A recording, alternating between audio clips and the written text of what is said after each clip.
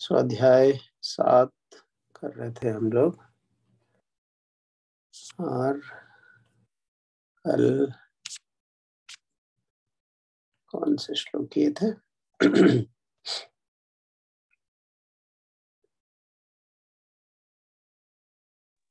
25 कर लिया। 26 आज करना है। 26 करते हैं।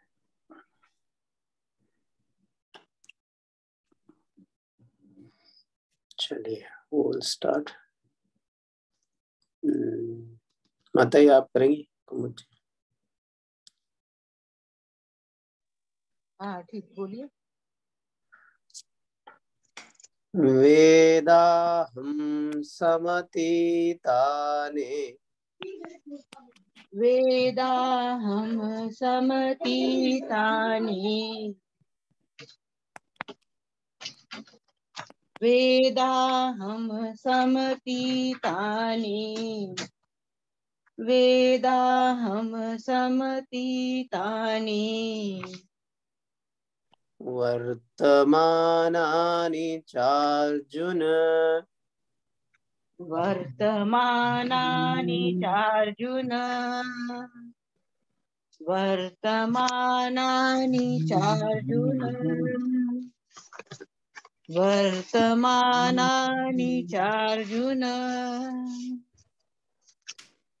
भविष्याणि च भूतानि भविष्याणि च भूतानि भविष्याणि च भूतानि भविष्याणि च भूतानि मां तु वेद न कश्चन मां तु वेद न कश्चन मां तु वेद न कश्चन मां तु वेद न कश्चन वेदाहं समतीतानि वर्तमानानि चार्जुन वेदाहं समतीतानि वर्तमानानि चार्जुन वेदाहं समतीतानि वर्तमानानि चार्जुन वेदाहं समतीतानि वर्तमानानि चार्जुन भविष्याणि च भूतानि मां तु वेद न कश्चन भविष्याणि च भूतानि मां तु वेद न कश्चन भविष्याणि च भूतानि मां तु वेद न कश्चन भविष्याणि च भूतानि मां तु वेद न कश्चन वेदाहं समतीतानि वर्तमानानि चार्जुन भविष्याणि च भूतानि मां तु वेद न कश्चन वेदाहं समतीतानि वर्तमानानि चार्जुन भविष्याणि च भूतानि मां तु वेद न कश्चन वेदाहं समतीतानि वर्तमानानि चार्जुन भविष्याणि च भूतानि मां तु वेद न कश्चन वेदाहं समतीतानि वर्तमानानि चार्जुन भविष्याणि च भूतानि मां तु वेद न कश्चन। तो कल हमने काफी चर्चा की थी। कल का श्लोक था नाहं प्रकाश सर्वस्य योग माया समावृता। मतलब ये जो है लोग अपनी छोटी इच्छाओं कामनाओं में मगन रहते हैं, इसलिए अहम प्रकाश है, ना उनको मैं दिखाई नहीं देता, उनको मेरा ज्ञान नहीं होता। यहाँ श्लोक में क्या बात हो रही है कि लोगों का तो बता दिया उनको क्या ज्ञान होता है क्या नहीं होता है, लेकिन भगवान का स्वयं की तरफ से क्या, जो लोग, जब लोगों को भगवान का नहीं होता तो भगवान भी उनको जानते हैं या नहीं जानते, उनके विषय में क्या रहता है, वो यहाँ पर है। क्या है कि अर्जुन भूतानि समतीतानि वर्तमानि भविष्याणि च, समतीतानि च वर्तमानानि च भविष्याणि च। हे अर्जुन, जो प्राणी समतीतानि मतलब पहले होके चले गए, वर्तमानानि जो अभी हो रहे हैं, च और भविष्याणि च और भविष्याणि जो आगे भविष्य में होने वाले हैं। भविष्याणि च अहम वेद, इन सब को मैं जानता हूँ, इन सब को मैं देखता हूँ। तो भगवान ऐसा नहीं है कि जो अभी आज हैं, माम तु वेद, ये सब के सब जो पहले कभी हो चुके हैं, जो अभी हैं या जो आगे कभी होंगे, इन सब को मैं भली प्रकार भली भांति जानता हूँ। परंतु माम तु वेद न कश्चन, लेकिन मुझे भली प्रकार कोई नहीं जानता। मुझे कोई नहीं जानता, लेकिन मैं सबको जानता हूँ। अगला करते हैं, एक था आप कर लीजिए।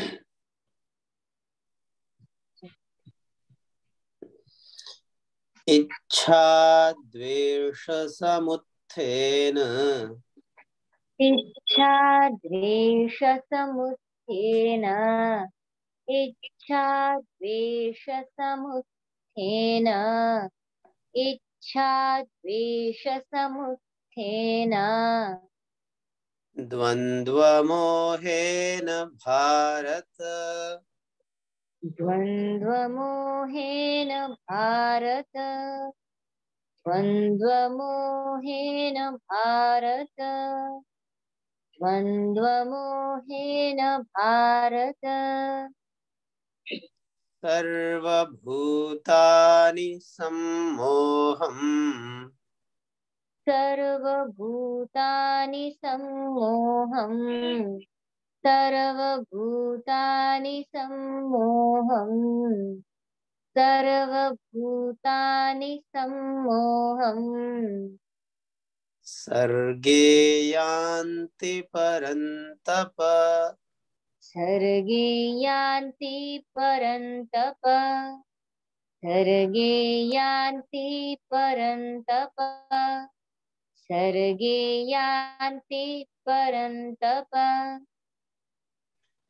इच्छा द्वेष समुत्थेन द्वन्द्वमोहेन भारत, इच्छा द्वेष समुत्थेन द्वन्द्वमोहेन भारत, इच्छा द्वेष समुत्थेन द्वन्द्वमोहेन भारत, इच्छा द्वेष समुत्थेन द्वन्द्वमोहेन भारत,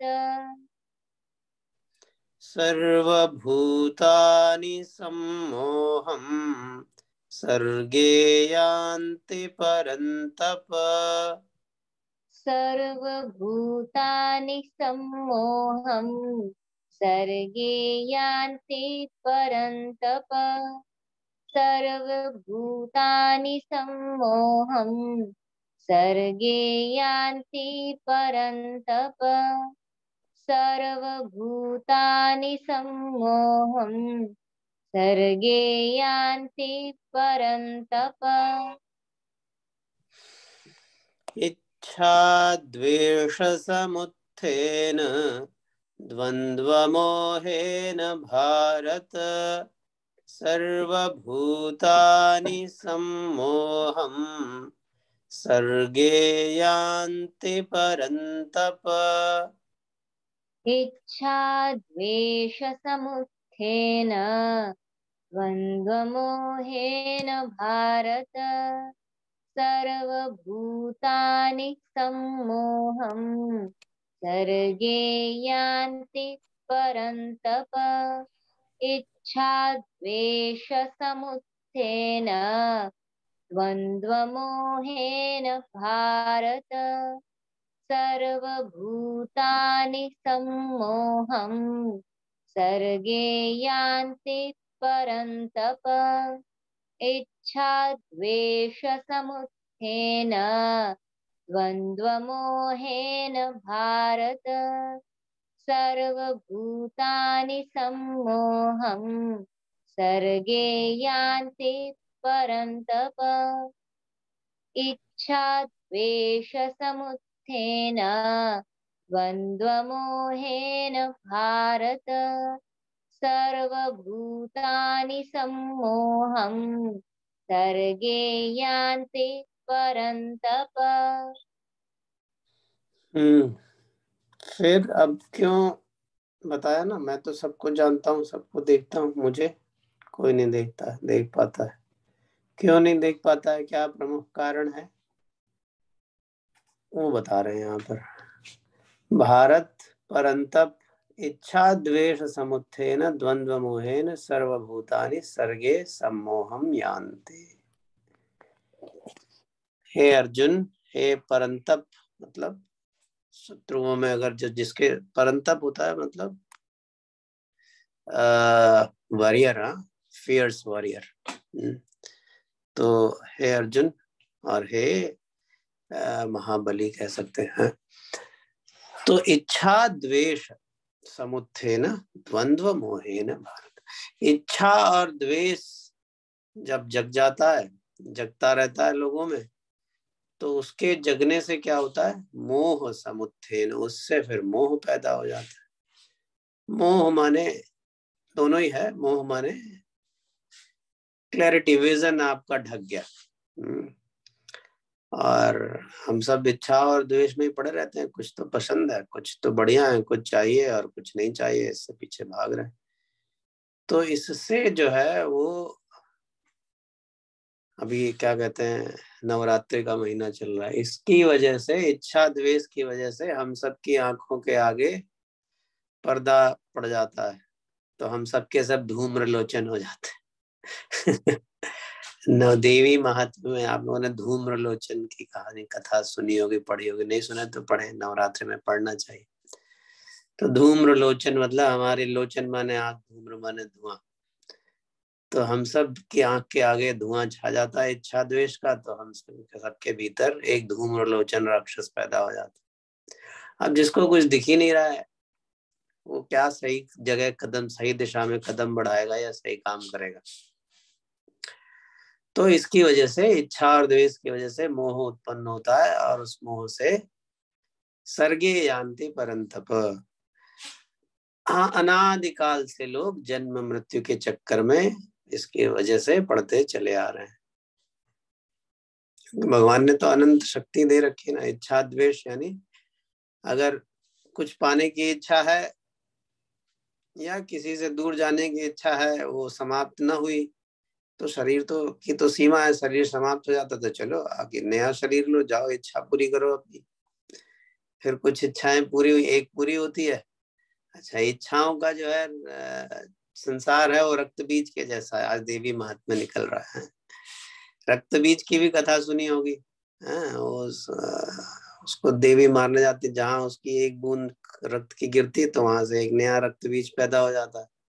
और अगर मारो तो एक जगह एक ही बूंद थोड़ी ना गिरेगी, कई सारी बूंदें गिरती हैं, तो नए नए रक्त बीज खड़े हो जाते हैं। तो ये इच्छा द्वेष भी जो है ये रक्त बीज ही है, रक्त बीज के जैसे।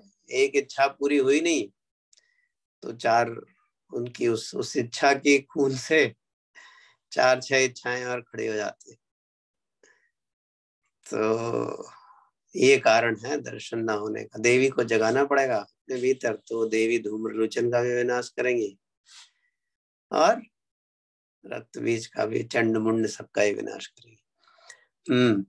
तो ये यहाँ पे बात है, क्यों नहीं दिखता है। फिर आगे कर लेते हैं अगला।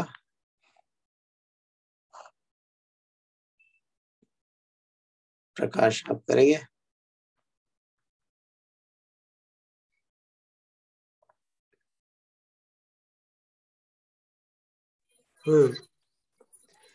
येषां त्वन्तगतं पापम्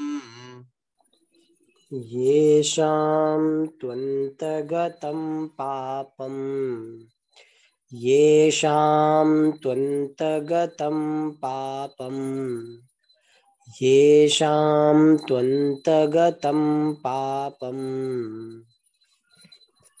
जनानां पुण्यकर्मणाम् जनानां पुण्यकर्मणां जनानां पुण्यकर्मणां जनानां पुण्यकर्मणां ते द्वन्द्वमोहनिर्मुक्ताः ते द्वन्द्वमोहनिर्मुक्ताः ते द्वन्द्वमोहनिर्मुक्ताः ते द्वन्द्वमोहनिर्मुक्ताः भजन्ते मां दृढव्रताः भजन्ते मां दृढव्रताः भजन्ते मां दृढव्रताः भजन्ते मां दृढव्रताः येषां त्वन्तगतं पापं जनानां पुण्यकर्मणाम् येषां त्वन्तगतं पापं जनानां पुण्यकर्मणां येषां त्वन्तगतं पापं जनानां पुण्यकर्मणां येषां त्वन्तगतं पापं जनानां पुण्यकर्मणाम् ते द्वन्द्वमोहनिर्मुक्ताः भजन्ते मां दृढव्रताः ते द्वन्द्वमोहनिर्मुक्ताः भजन्ते मां दृढव्रताः ते द्वन्द्वमोहनिर्मुक्ताः भजन्ते मां दृढव्रताः ते द्वन्द्वमोहनिर्मुक्ताः भजन्ते मां दृढव्रताः येषां त्वन्तगतं पापं जनानां पुण्यकर्मणां ते द्वन्द्वमोहनिर्मुक्ताः भजन्ते मां दृढव्रताः येषां त्वन्तगतं पापं जनानां पुण्यकर्मणां ते द्वन्द्वमोहनिर्मुक्ताः भजन्ते मां दृढव्रताः येषां त्वन्तगतं पापं जनानां पुण्यकर्मणां ते द्वन्द्वमोहनिर्मुक्ताः भजन्ते मां दृढव्रताः येषां त्वन्तगतं पापं जनानां पुण्यकर्मणां ते द्वन्द्वमोहनिर्मुक्ताः भजन्ते मां दृढव्रताः। तो फिर ये जो द्वंद्व मोह का पर्दा था पिछले श्लोक में बताया ना, इच्छा द्वेष का पर्दा था जो द्वंद्व पैदा कर रहा था, और उससे द्वंद्व और मोह, उससे जो है दृष्टि भगवान से हट गई, कुछ दिख नहीं रहा था। तो उसका क्या उपाय है, आँख कैसे साफ हो, पर्दा कैसे हटे, तो उसके लिए यहाँ पर बताया। क्या बताया? येषां त्वन्तगतं पापम, तू येषां पुण्यकर्मणां जनानां पापम अंतगतम ते द्वंद्व मोह निर्मुक्ताः दृढ़व्रताः माम भजन्ते। तो जिन पुण्य कर्मणाम, पुण्य कर्म करने वाले मनुष्यों का, जनानाम माने मनुष्यों का, पापम अंतगतम, जिनके सब पाप नष्ट हो गए हैं और पुण्य कर्म करने से, या पुण्य कर्मा मनुष्य हैं और उनके पाप नष्ट हो गए हैं, और ते द्वंद्व मोह निर्मुक्ताः दृढ़व्रताः माम भजन्ते, ऐसे द्वंद्व और मोह से पूरी तरह से मुक्त हुए लोग दृढ़व्रता, दृढ़ता पूर्वक माम भजन्ते, मेरा भजन करते हैं।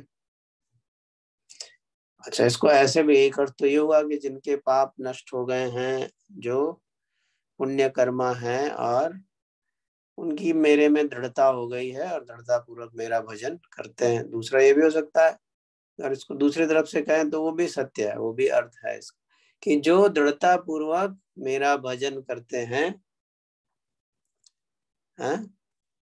तेषाम पुण्य कर्मणाम अंतगतम पापम, उनके सबके सब पाप नष्ट हो जाते हैं या हो गए हैं। एक ही बात है।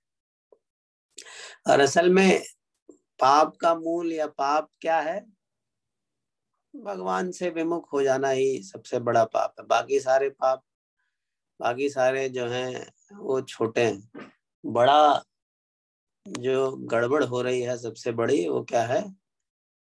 अपने भीतर अपनी आत्मा को न जानना, आत्मा की ओर दृष्टि, भीतर से दृष्टि हटा के बाहर की ओर दृष्टि लगी रहेगी, तो वही सबसे बड़ा पाप है। फिर बाकी सारी, वो सारी गड़बड़ वहीं से पैदा होती है।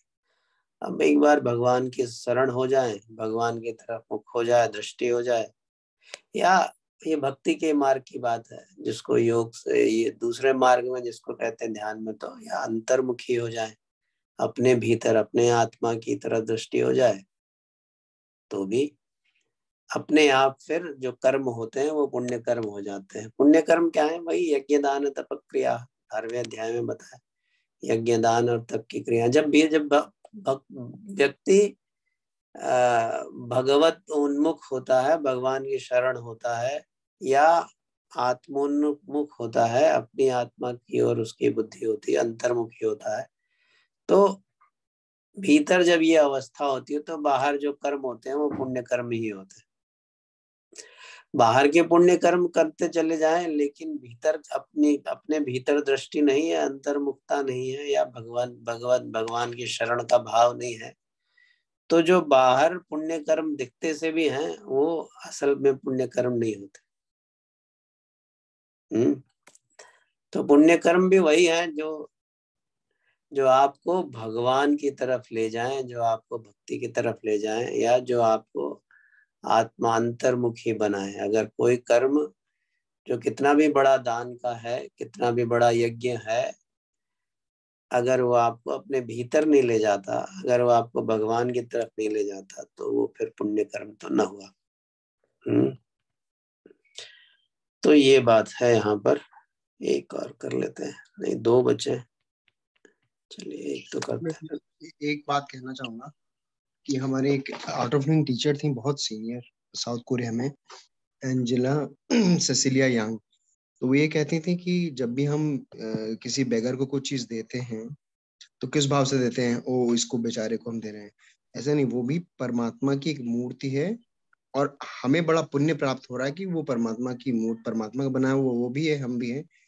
तो परमात्मा को ही परमात्मा की कुछ वस्तु प्रदान कर रहा है और ये परमात्मा की लीला है। बोले कि ऐसे भाव से दिया करो। तो मुझे बड़ा सरप्राइज हुआ उस दिन, मैंने बोला कि हाँ, ये तो उन्होंने बहुत अच्छी बात बताई जी। 4था अध्याय पढ़ा ना हम लोगों ने साथ में। 4थे अध्याय में क्या कहा भगवान ने? ब्रह्मार्पणम ब्रह्माग्नो ब्रह्मणाहुतम ब्रह्मैव तेन गंतव्यम ब्रह्म कर्म समाधिना। यही बात है। ब्रह्म ही ब्रह्म को, और जो यज्ञ का दृश्य है उसमें क्या कहा? ब्रह्म ही अग्नि है, ब्रह्म ही जो है वो हवन करने वाला है, जो हव्य है वो भी ब्रह्म है। तो ऐसे यज्ञ की भावना है। ब्रह्मार्पणम, ब्रह्म को अर्पण है। ब्रह्म हविहि, हविहि ब्रह्म। ब्रह्माग्नौ, ब्रह्म अग्नि है। ब्रह्मणाहुतम, आहुति ब्रह्म है। ब्रह्मैव तेन गंतव्यम, ये ब्रह्म से सब आ रहा, ब्रह्म में कोई समर्पित है जो इसका फल है। ब्रह्म कर्म समाधि। तो ये यज्ञ की भावना, वही आप बता रहे हो। यज्ञ क्या है? जो भी ये सत्कर्म है, जैसे आपने एक कर्म बताया, ये सब यज्ञ का ही विस्तार है। यज्ञ माने सिर्फ अग्नि में आहुति ही नहीं, जब इस भावना से कर्म किए जाएं समाज में तो वो सब कर्म यज्ञ हो जाते हैं। इवन भोजन की क्रिया भी यज्ञ हो सकती है। भीतर भी आग ही जल रही पेट में, कुछ बाहर ये भोज खाद्य सामग्री है, वो हव्य है आपकी। आप भोजन कर रहे हैं तो अग्नि में डाल रहे हैं, और वो अग्नि से जलकर पचित होकर आपको ऊर्जा दे रहा है। और फिर उस ऊर्जा, जैसे यज्ञ से वातावरण शुद्ध होता है, सब प्राणियों को जो है पोषण मिलता है, वैसे ही इस यज्ञ से, जो छोटा सा यज्ञ हम भोजन के लिए करते हैं, हमको ऊर्जा मिलती है। और जब हमको ऊर्जा मिलती है तो हम दूसरों का, समाज का कुछ तो भला करें, जब जितना कर सके तो वो उसका सदुपयोग है। फिर वो चौथे अध्याय में है कि जो आपने यज्ञ किया और यज्ञ से जो ऊर्जा मिली, अगर आपने उसको लोगों में बांटा नहीं तो फिर आप चोरी कर रहे हैं। ऐसा था श्लोक में। सो यही बात है।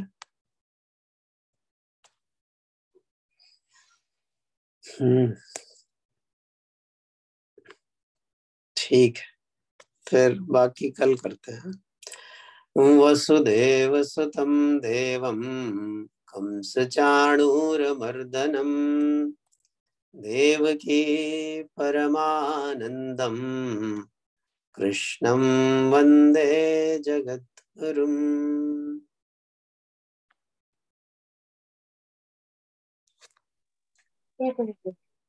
गुरुदेव।